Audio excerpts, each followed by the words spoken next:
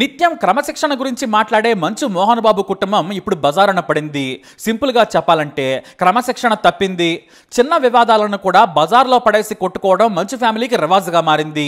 ఇక ఆస్తుల పంపకాల విషయంలో మంచు విష్ణు, మంచు మనోజ్ కు మధ్య గొడవల పతాక స్థాయికి చేరినట్లు తెలుస్తోంది. ఇక మంచు విష్ణు, మోహన్ బాబులు ఒకే ఇంట్లో ఉంటున్నారు, కానీ మంచు మనోజ్ మాత్రం బయట ఉంటున్నారు. మోహన్ బాబు యూనివర్సిటీ నుంచి విద్యా సంస్థల వరకు వాటికి ఉన్న భూముల విషయంలో అన్నదమ్ములకు చాలా రోజుల నుంచి గొడవలవుతున్నాయి. అయితే విద్యా సంస్థలను తండ్రి మోహన్ బాబు విష్ణుకు అప్పగించారు. ఈ విషయంలో మొత్తం పెత్తనంతో పాటు ఆర్థిక వ్యవహారాలను కూడా తన మిత్రుడైన వినయ్కి అప్పగించారు విష్ణు. ఈ స్కూల్స్, కాలేజీ వ్యవహారాల్లో మంచు మనోజ్ ను దగ్గరకి కూడా రానివ్వడం లేదట. దీంతో మనోజ్ ఆగ్రహంగా ఉన్నాడు. దాదాపు ఏడాదిగా ఈ గొడవ జరుగుతోంది. అయితే డిసెంబర్ 7వ తేదీన ఆస్తుల పంపకాల కోసం కొంతమంది లాయర్లు అలాగే తెలిసిన బంధువుల మధ్య పంచాయతీ పెట్టించారు మోహన్ బాబు. అప్పుడే స్కూల్ విషయంలో గొడవలు జరిగినట్లు సమాచారం. ఒకరికి స్కూలు, ఒకరికి యూనివర్సిటీతో పాటు మరో ఇంజనీరింగ్ కాలేజ్ ఇవ్వాలని భావించారట.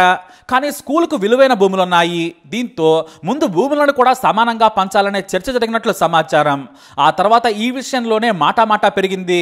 అయితే మంచు విష్ణు, మంచు మనోజ్లు ఇద్దరు ఉన్నప్పుడు ఆస్తుల పంపకం జరిగితే కొట్టుకుంటారన్న ఉద్దేశంతో విష్ణుని పంపించేశారు మోహన్ బాబు. విష్ణు తరపున తన భార్య, ఇద్దరు దగ్గర బంధువులను ఉంచారట. మధ్యవర్తి మోహన్ బాబు. కానీ పెదరాయుడిలా సమానంగా ఆస్తులు పంచాల్సిన మోహన్ బాబు పెద్ద కొడుకు వైపు ఉన్నాడనే కోపం మనోజ్కు ఉందని తెలుస్తోంది. దీంతో చిన్నరాయుడిలా మనోజ్ తిరగబడ్డాడట. మాటామాటా పెరగడంతో గొడవ జరిగింది. అయితే ప్రతిసారి ఆస్తుల పంపకంలో విష్ణు తరపున వినయ్ జోక్యం చేసుకోవటం మనోజ్కి అసలు నచ్చలేదు. దీంతో అతను బయటకు వెళ్ళమని హెచ్చరించాడట. దీంతో ఆ గొడవ ఇంకా పెరిగి ఒకరినొకరు చొక్కాలు పట్టుకున్నారు. ఆ తర్వాత వినయ్ అనుచరులు మనోజ్ మీద దాడి చేశారు. ఆ సమయంలో మోహన్ బాబు, అతని సతీమణితో పాటు మనోజ్, విష్ణు, అత్తగారి వైపు కుటుంబ సభ్యులు కూడా ఉన్నారట. కానీ మనోజ్ పై దాడి జరగడంతో అతను ఎదురు తిరిగాడు. మనోజ్ ఒక్కడే కావడం, వినయ్ అనుచరులు డజన్ మంది ఉండడంతో గొడవ తీవ్రమైంది. ఆ దాడిలో మనోజ్ కు గాయాలయ్యాయి. తనను కొడుతున్నారని డైల్ 100 కు కాల్ చేశాడట మనోజ్.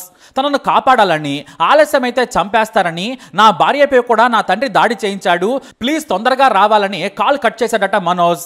దీంతో పహాడీ షరీఫ్ పోలీసులు వేగంగా అక్కడికి చేరుకోగా మోహన్ బాబు గొడవ పెద్దదవుతుందని, మీడియా వరకు వెళ్లే అవకాశం ఉందన్న భయంతో పోలీసులకు సర్ది చెప్పి పంపించేశారు. అంతేకాదు మనోజ్ ను కూడా మోహన్ బాబు బయటకు పంపించారట. కానీ పోలీసుల నుంచి మీడియాకు సమాచారం అందింది. మోహన్ బాబు ఈ గొడవను లీక్ కాకుండా ప్రయత్నం చేశారు. అంతేకాదు విష్ణు అనుచరుడు వినయ్ అతని మనుషులు దాడి చేయడంతో గాయాలైన మనోజ్ తన మీడియా జర్నలిస్టుల మిత్రులకు కాల్ చేసి విషయం చెప్పాడు.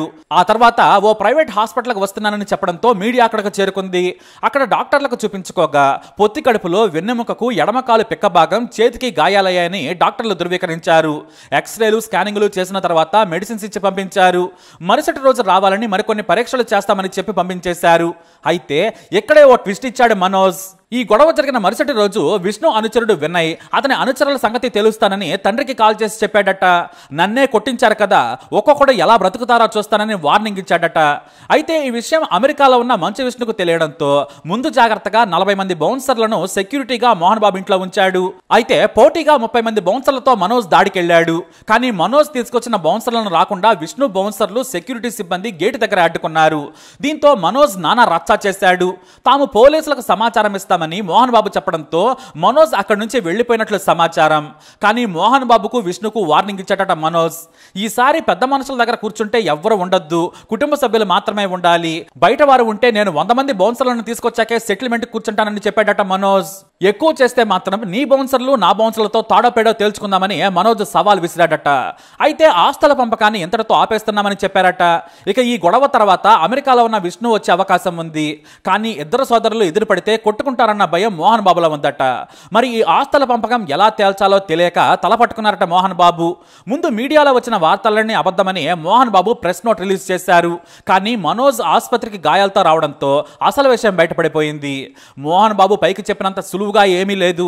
ఆస్తుల కోసం అన్నదమ్ములు తన్నుకుంటున్నారని తేలిపోయింది. ఇద్దరికీ న్యాయంగా చెప్పే పెద్దలు లేకపోవడం వల్లే ఈ గొడవ జరుగుతుందనే విమర్శలు వస్తున్నాయి. మనోజ్, విష్ణులు తిరుపతిలోని స్కూల్ గురించే గొడవ పడుతున్నారు. ఏదేమైనా ఈ వివాదం మరింత పెరిగే అవకాశాలు కనిపిస్తున్నాయి.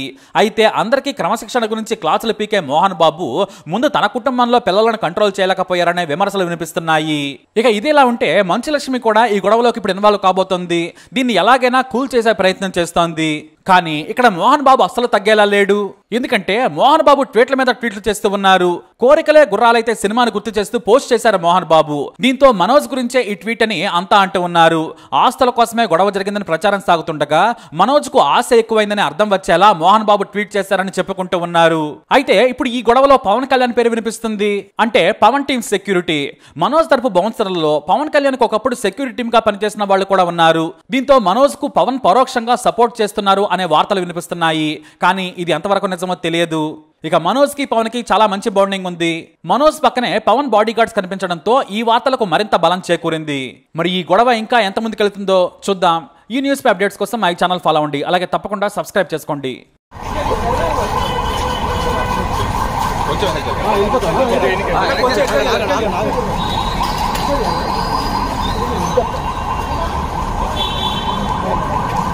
బ్యాక్ వెళ్ళండి. సైడ్ అక్కడ మీరే సైడ్ కవర్ చేసుకోవచ్చు. ఎవరు మాకంటే పక్కరండి సార్, పక్కరండి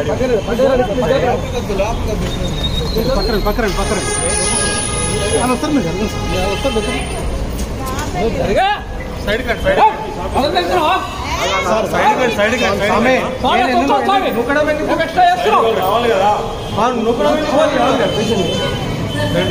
కొంచెం సైడ్ కొంచెం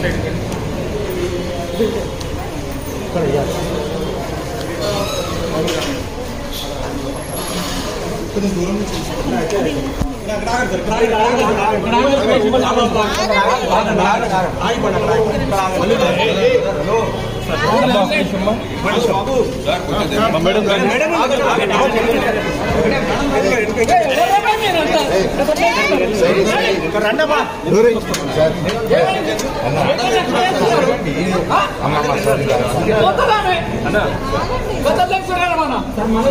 ఏం చెప్పాలనుకుంటున్నారండి? పైన దాడి జరిగేదా? ఒక నిమిషం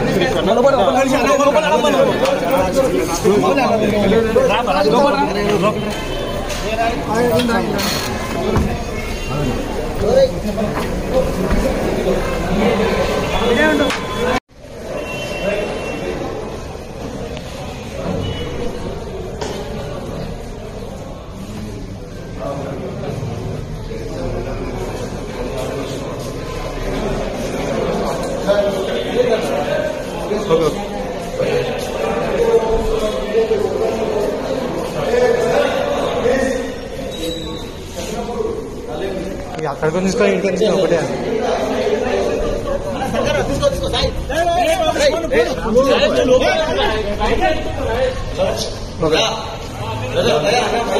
ఇక్కడికే తీసుకుని ఒకటే